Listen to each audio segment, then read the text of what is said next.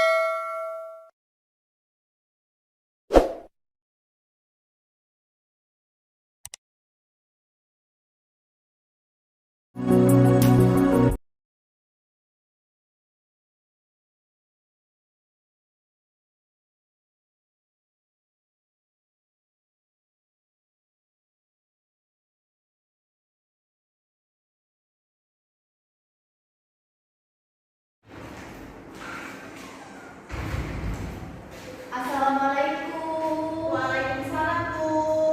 Selamat pagi semuanya. Pagi, Bu. Gimana kabarnya hari ini? Alhamdulillah baik, Bu. Baik. Sebelum Ibu memulai pembelajaran hari ini, tolong kerapian bajunya terus sampah-sampahnya dibuang terlebih dahulu ya. Oke, Bu. Baik. Sudah, Bu. Ketua kelas tolong memimpin doanya terlebih dahulu. Berdoa mulai. Amin. Iya. Siapa yang tidak hadir hari ini? Hadir semua, Bu. Alhamdulillah luar biasa ya, kelas ini selalu hadir dalam mata pelajaran Ibu. Iya, Bu. Baik. Sebelum Ibu memulai pembelajaran hari ini, ada yang ingat tidak pembelajaran minggu lalu kita bahas tentang apa? Pengertian sejarah, Bu. Ya, benar sekali, kita minggu lalu bahas tentang pengertian sejarah. Coba Dinda, apa sih pengertian sejarah itu? Sejarah itu kejadian yang terjadi di masa lampau, Bu.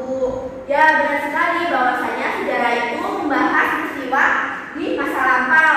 Nah, untuk materi hari ini, Ibu mau tanya nih ke kalian. Kalau Ibu kelas Bunda ini, apa sih yang di pikiran kalian? Buku, Bu. Ya, benar sekali. Buku itu adalah sumber Ilmu. Nah, baik. Di sini Ibu mau tanya. Coba Dinda, ilmu dengan pengetahuan itu sama atau tidak menurut Dinda? Tidak, Bu. Coba dijelaskan kenapa tidak sama. Kalau ilmu itu pengetahuan yang sudah memenuhi syarat ilmiah, Bu.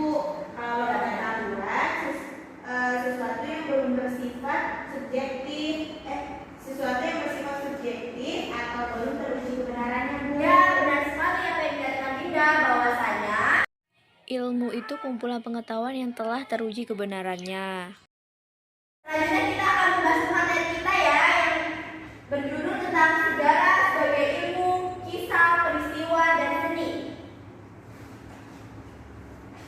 Yang pertama itu ada syarat-syarat peristiwa sejarah. Coba Dinda baca. Yang pertama itu ada apa?